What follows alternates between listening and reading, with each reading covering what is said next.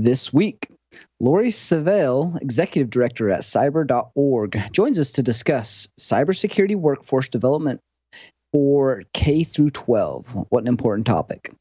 Then we have leadership and communication articles. Let's just say this week, it's AI in business, AI in journalism, AI in world, and maybe a little bit of news about the SEC.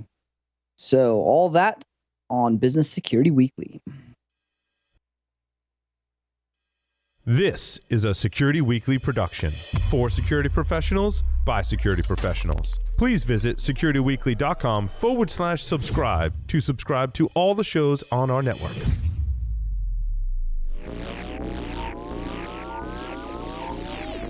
Broadcasting live from G-Unit Studios in Rhode Island, it's the show where we explore the business of security to improve the security of business. Your trusted source for actionable insights on leadership, communication, and innovation. Get ready for Business Security Weekly. Welcome to Business Security Weekly. My name is Tyler Robinson, and this is episode 313 here July 24th of 2023. Joining me today, I am actually filling in for Matt, so we're going to have a good time and do this a little bit different. I've got our illustrious other co-host, Mr. Ben Carr. Ben, thanks for coming, bud. Hey, how's it going, Tyler? It's going good, man. It's going good, and it's getting a little hot. We've got to that season. I'm sure you're feeling that much more than I am. 110, yeah. It was pretty spicy down here in Austin over the last couple of days. No, that doesn't count as heat. That's inferno. We're well past heat. Also joining me and filling in is Mr. Josh Marpet. Thanks, Josh, for coming. Appreciate your time and for also helping us last minute on a bunch of articles that are fantastic reads. Not a problem. Always here to help. Excellent. Yeah, today's conversation is going to be very interesting. We're going to have Laurie Salvail. She's the executive director of cyber.org. That's a cybersecurity workforce development organization that targets K through 12, one of the most important and untouched marketplaces and verticals for upcoming talent. The K through 12, she's bringing curriculum around cyber awareness, teaching development funded through cybersecurity and infrastructure, and Training Association program grants. She's got 12 years of classroom experience, and she brings cyber education to K through 12 across the country. It's hopefully going to bring impactful research-based education strategies. So with that, let's start the discussion. Laurie, thank you so much for showing today. Thank you for having me. Yeah, this is a very, very important conversation. In fact, one that we've had on here many times, and we've had several organizations on here that really does focus on the missing key to our shortage gap for the next upcoming generations, our workforce gap, as well as looking at different ways to highlight educating and getting kids interested at the age that's much more malleable and I would say pliable to get into cybersecurity and reaching the demographics of undercommitted areas, girls, other ethnicities that often don't go down the technical fields. And I think if we reach them earlier, I think we're going to have much more success. So can you tell us a little bit about your organization and what your mission is and what you guys do? Sure. So at cyber.org, we're really concentrated on kindergarten through 12th grade and how to help teachers and students understand what even is cybersecurity. It's a really big word. It's kind of complicated, but helping them see that it's about those small things that we do to keep ourselves safe, to keep our future companies safe, and the whole U.S., honestly, as we get into it. So at cyber.org, we feel like if we're going to give a student a device, which we do as early as kindergarten, we really need to give them those bits and pieces to protect them as they're using those devices. And like you said, kids are deciding in 4th and 5th grade what they're going to do when they grow up, or at least what they can't do when they grow up.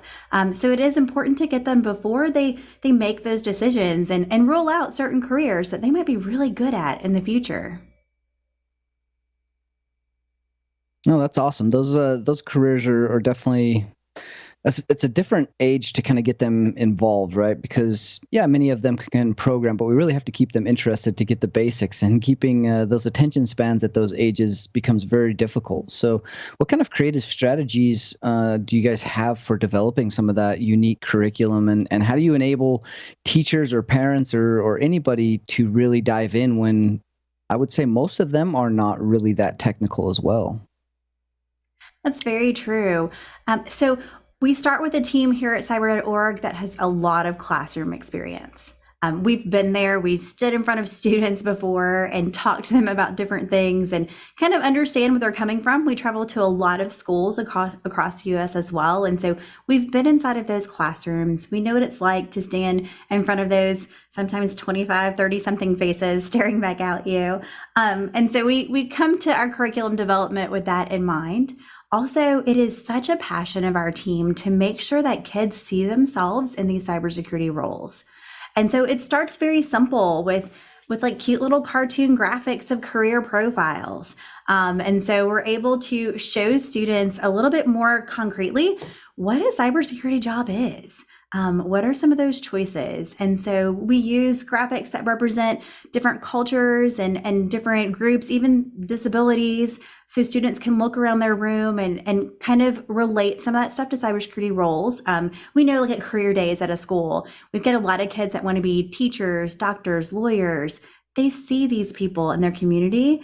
And so it's easy for them to identify with those careers. But when we mention things like cybersecurity careers, we don't always do the best job in the industry explaining to regular people what those jobs are, what those jobs look like, what kind of skills you need for these roles. Right now, we hear a lot of kids saying, watch, they want to be like a YouTuber when they grow up, right? Because they see people online doing these things. But what they really might want to be is these different cybersecurity roles, to look into, cybercrime and to, be an ethical hacker, to do different things that really will help protect their future companies out there, but they just don't hear about them enough. And so helping them see people in these actual roles is very important. Having different videos for them to watch someone who's doing concrete jobs and making it more tangible for them. Also letting them know when you really do need a college degree and when you might need to go after an industry certification instead.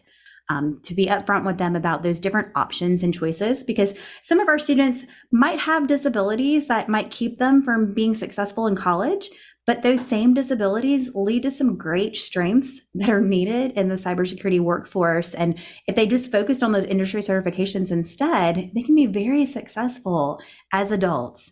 And so kind of helping explain that lay of the land.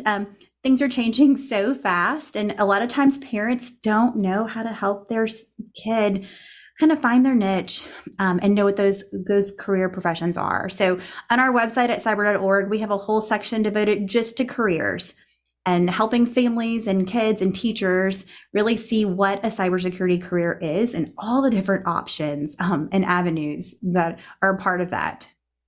Cybersecurity awesome. guidance counselors. Guidance counselors are huge in this. Yeah. Helping kids see that. I mean, like you're providing the, all right, I want to do X. How do I do that? And you're providing the on-ramp to doing that. You want to be a forensic analyst? No problem. Here's what you need to do. You need to get this certification, this degree, do this, do that, and and you can find a job doing that. So you provide that missing link between, because I mean, I don't know about you guys, Tyler and Ben, but I get all the time, how do I break into cybersecurity? And the answer is, well, you need to do this and this and this and this and this. And then you will not break in, you'll just be part of it by default. And, oh, really? I never even thought of that because nobody told them. You're telling them. Am I correct? Exactly. Yes. We really want to give them those definite steps of what can you really do to be a part of this, and in a way that we can update this on a regular basis, because it's technology, it's going to change. There's going to be another new great certification out there by next year, and helping them see what those things are. Also, what are those nonprofit groups that might help them break into the cybersecurity industry? We've got some great groups out there like Black Girls Hack and Raices Cyber, and helping them see who those nonprofits are that they can kind of find their clan of people who will help them get into the industry. Now, are there you doing anything with focuses on things outside of the cybersecurity or cyberspace, like the offensive, the ethical hacking? Do you have some emphasis around the defensive side and system admins, network admins, some of the tracks that lead into cybersecurity that are critical for some core fundamental pieces, but often are getting overlooked or they may not look as sexy, but we're really trying to change that dialogue where in cybersecurity, the red team is not the ultimate be all goal. Yes, it takes a ton of skills, many years. Like most people should not do that. We really need to make the heroes of all of this the defensive teams, and a lot of that dialogue really does begin with not allowing the heroization of the red team to come out from a very young age. The hackers shouldn't be the cool ones. They're the ones that get caught, right? So some of that dialogue and mindset shift starts for K to 12. Is that any emphasis on that in the curriculum? Definitely. It all starts with ethics. I mean, we have to be very honest with students about what is right and wrong, where those lines are, because if I want to get into cybersecurity one day, I do have to make sure that my digital footprint and who I've been in the past falls in line with someone who's trustworthy, someone who really can, be welcomed into an organization and take on some of these responsibilities. And so we do like to kind of show them, there's all those different positions. There's such a huge variety in cybersecurity. Like you said, it's not just about the ethical hacker, but it's about all those different cyber operators, system analysts, all those different software developers. There's always these different niches in the technology cybersecurity space. And so helping them see what those are and thinking through their actions. It's something that our digital footprint's huge when we're trying to get a job one day. And we've got kids now that are really young that are already on social media and already posting things that not really thinking through what actions is going to, what effect it may have for them in the future. And so getting them to stop for a minute and realizing that sometimes adults in our life might not let us be a part of certain types of apps or certain communities because we're not ready for it yet. And we want to make sure that we're keeping kind of like that clean slate, helping kids kind of fall into cybersecurity in some good ways before they get in too much trouble. And so kind of channeling their energy a little bit and letting them try things out as well, though. And so we've created a cyber range for the K-12 space where kids are able to enter in that space and maybe try some of the things that they saw online or some things they're learning in their classroom in that closed sandbox environment where it is safe for them and they're able to kind of practice those real skills. So hopefully they can get the industry-based certifications a little bit easier, have that concreteness to kind of stick things through, but in a place where it's safe for K-12 education. Because not everything in the cybersecurity world is designed in a way with really this audience in mind. And so that is where we step in with that classroom experience to create these resources that are really useful for schools and teachers. We heard a lot from different school systems that, big computers are expensive. And you always hear the first thing people will ask is, like, what kind of laptop should I buy? What kind of devices do I need? But creating things like the range that can operate off of just a web-based platform, you don't need a fancy device. You're able to log in through there and through the system, then you have access to a Kali Linux machine. We use Windows 7 and Ubuntu area. So we're able to create those different resources for them in a way that will keep them safe. Their teacher will have access to being able to watch what they're doing, guide them through lessons and activities. There's those protections out there where they can't get to certain websites and they can't do certain things. And the system is designed in a way that they are able to try a lot. And if they, in a sense, like break the system, it resets every 2 hours. And so they're able to start fresh again for the next class period. And really, like you said, just taking those hints and those tips from real teachers out there who have tried to do some of these things in their school systems and creating it in a way that is as safe as possible for their students and really can help their students see what it's like, kind of get caught by the cybersecurity bug, right? So we can just welcome them in and kind of have a good, create workers that are ready to run with real skills to join these different companies. Now, are there different ways that maybe some of the industry people that want to get involved or want to mentor? Like, what is the organization doing for some of that pairing up where there's advice, there's mentorship, there's the possibility of internships, summer camps, all the things that would be very helpful for people to be able to contribute back from a community standpoint, but also kind of build up that next generation of networks and contacts and really be able to facilitate some of the ongoing connections of this development program from a human perspective. Definitely. We're able to kind of connect people together, right? We have a lot of wonderful relationships with schools and school districts, and then those nonprofits as well, and are even for-profits in the cybersecurity field. And so by reaching out to us at cyber.org, we're able to kind of see where you're located and start there, see where your passions are, and help connect you to different groups, different organizations, different after-school clubs. There's so many different ways that we really need our cybersecurity experts to step up and to help out. Kids need to see adults like them enjoying what they do for a living.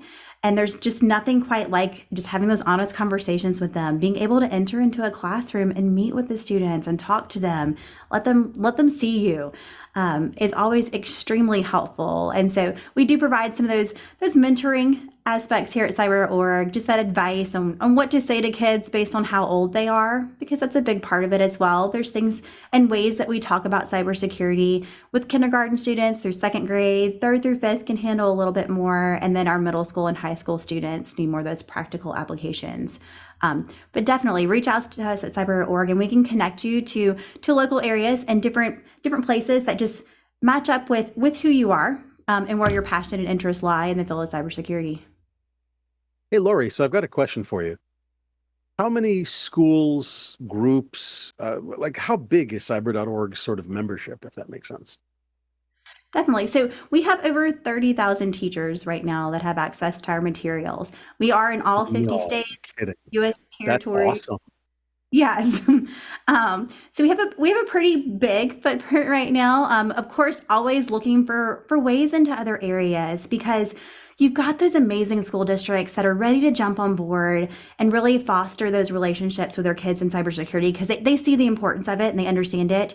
But there's also a lot of school districts that don't really understand what we mean by cybersecurity and are maybe a little bit cautious. And it's hard to accept changes and to add new courses to the school's library of resources. And so for those more rural areas, those areas that, the internet doesn't always work well, it's not very consistent. It's been harder to get in, but to really work with those locations, those tribal areas where our tribal schools are. We focus a lot of efforts on those non-traditional ways we can reach those students because of that. And so we're looking to just create a huge variety, knowing that we've got a lot of personality styles. We've got a lot of different needs from our different schools across the U.S. And so we want to make sure our resources are as varied as those different groups that we're reaching out to. But so part of that is we've got virtual trainings all the time for teachers across the U.S. through cyber.org, our events tab. So that way you don't even have to go anywhere. Just join us virtually. Even if you don't make it, we'll send the recordings your way. And so those are some good resources as well. A lot of homeschool families even using our resources. And so our audience, our mission, our goal is to hit every K-12 kid throughout the US in some way, shape, or form. So we've still got some more work to do out there. But that's where these partnerships and the nonprofits and people in the cybersecurity industry, it's where it takes all of us coming together. So we try to be that kind of collection place. Yeah. I was going to dive more into the homeschool, especially after COVID. There's been a lot more people that have been homeschooling. In fact, my kids are doing kind of a hybrid homeschool kind of environment. It's actually sponsored by the state of Texas, but they're primarily homeschooled. And so I was interested in the cyber range and noticed that it's only really for in classroom right now. So are you expanding your resources and thinking about that transition and that expansion of kids who are now being homeschooled and their entry, especially in rural areas where they may not have access to a lot of resources that other people might have access to and might in a rural area might not think about cyber as a career? How are you kind of addressing that market and thinking about that? Definitely. So right now we are allowing homeschool families into the range. Now that is a little bit different though, because in order to be successful and to be able to use that environment, it really takes parents and families that are homeschooling who are wanting to dive in and learn the true skill behind it as well. Because, we don't want to set them up for failure, right? And so it is that balance of come to the professional development opportunities. We have a week-long boot camp on how to use the cyber range. And it takes really diving in at that level to truly understand it right now and to see how to use the lesson resources to help your students through that process. Now, this next year, we're working on developing some virtual content that will remove the need of the teacher. And so homeschool families can maybe use that a little bit better, because a lot of times, our families, we don't have the cybersecurity background, right? And so it's not the same as a school who's hired a teacher who is very passionate about cybersecurity and maybe even has like a Security Plus certification or some kind of industry experience. And Sure. so we want to make sure these families are ready to use the resources and not get overwhelmed by them either. So it's a tricky balance right there. Yeah, it makes a ton of sense. It's a hard nut to crack, right? I mean, people want to have access to this, but you're 100% right. It takes some level of understanding your specialization to actually be able to utilize some of the resources you provide. So that's why I was asking that question. And just to follow on to that, what are you doing with the community per se to get more involvement from people who may have expertise to be able to assist and help out in their local, K-12 education system to kind of participate and kind of get that penetration? Sure. We have a lot of partners. Microsoft Teals is a huge partner of ours. And so they're working right now to help industry security professionals find schools and partner people up and kind of do some of that legwork. And we're watching kind of what works in that situation and what kind of still needs some help. But really, as long as we have got an industry person who's willing to take that journey with us, right? To learn what it's like and what's age appropriate for kids at different levels, and how to use the resources, we are always excited to kind of help them find that school that's close to them, that's willing to let them in, whether it's after school or even during the day sometimes. What does that look like? And really talking through, it's different in every single district across the US. There's different policies in different places, different states have different laws and different rules, but really just working together to find like, what's that perfect balance? Is it zooming into the classroom maybe because the school has policies in place where you're not allowed during the day to come into that area? Or is it maybe working with us to record a video for them? And that way they're able to watch the video when it works best for those students. There's so many different opportunities there. There's so many different options. And so Cyber.org really plays that specialty role in the K-12 space of knowing what area you're looking at, what state do you live in, if you want to help your own children, what does that look like, and providing that guidance of what will work best in that situation. We do just a lot of mentoring in this whole realm, and looking through, we've got a lot of documents that guide us through what's worked in the best in different states through different processes, and letting that look different everywhere. It's okay. So I've actually got a question for you. Have you ever heard of Rachel Offline? I have not. Okay, cool. I get to teach. Yeah. So I worked with Hackers for Charity for a long time. I still do occasionally. And they built a system called Rachel Offline. Basically, it's a school in a box. It's a small piece of machinery that's an access point, a battery, and a hard drive. And so you can literally send it. There's no internet needed. You can send it to somewhere along with some cheap tablets, and all of a sudden they've got a school.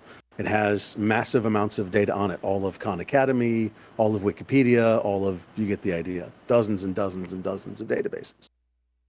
My point is that if you could build a standalone cyber range so that the kids could use something like that, or that idea, not necessarily that, but something like that for your reservation, for your rural, for your homeschooled, for your whatever, that might be a thought. I think, if I remember correctly, the website, they eventually said, okay, we need to give this to an organization to manage it. I think it's World Futures, worldfutures.org, something like that. But Rachel Offline, if you just Google it, you'll find it. Yeah, I can't wait to check it out. That's awesome. I did have one other follow-on question from a curriculum standpoint and maintaining like different curriculums and opportunity there, from both a partnership with, large orgs to provide money for curriculum and people building curriculum, books that keep coming out and getting updated, or even community members that want to volunteer, like you said, build videos, build curriculum, keep curriculum updated with new stuff coming out. How are you guys kind of tackling that ongoing and ever-changing roadmap of curriculum and information that is out there? We have a wonderful staff here at cyber.org that really, our passions lie there. I'm currently working on my PhD in curriculum and instruction. And so we have a great group that's got a lot of experience in that, because like you said, it's technology resources. It has to be updated. I mean, goodness, there's some areas of it that we have flagged that every year have to be updated. Other areas might live for 3 years, but that constant cycle through and staying on top of best practices and really matching the trends in cybersecurity to the trends in academia. And playing in both of those spaces is something that not many organizations do, but we really try our best to stay in both spaces, because it takes the knowledge on both ends to keep resources available, updated, high quality for students across the US. Really looking at what is needed for an educational standpoint, what's age appropriate, how do kids learn information, how is it processed, what kinds of resources they need, combined with what is our cybersecurity industry doing right now? What skills do we need kids to have? And there's a different way to look at kids, right? Because some kids will enter into true cybersecurity roles in the future. Others won't, but every US American citizen, I mean, every person in the world, basically, we need a skill set that is associated with cybersecurity just to protect our own families one day and ourselves. And even if we're working for a company, we don't technically have a job role that's labeled as cybersecurity. We all have a part to play. I mean, we know most of the scams that have happened recently is the average employee. I mean, whether it's clicking on a phishing scam or not wanting to use multi-factor authentication or not wanting to stay abreast on what are those things that my company can do to help protect itself a little bit more. So by helping educate our kids, hopefully we're going to help feed the American workforce with groups of individuals that understand at least the basics of cybersecurity and how to protect ourselves and how to stay updated with these technology trends that I think we haven't noticed in the past that it was as needed. But it definitely is now, because I mean we've got kids making some pretty, just trying to test out the internet and test out different types of technology that are making some pretty big mistakes, and we need to get to them and help protect them and help prepare them before we regret that we didn't, if that makes sense. Oh, that's awesome.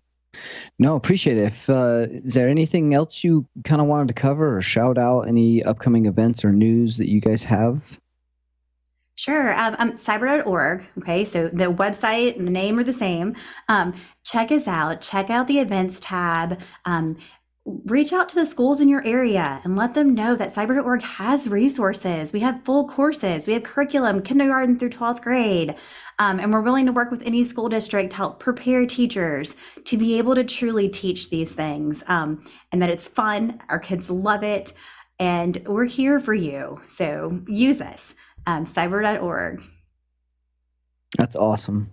Thank you so much, Laurie. This is very important and near and dear to all of our hearts as we see the next upcoming generation and get them into the workforce with all of the tools and knowledge and preparedness that they need. So we really appreciate what you guys are doing, and go check out cyber.org. And again, thank you, Laurie. Next up, we have the leadership and communication news for the week.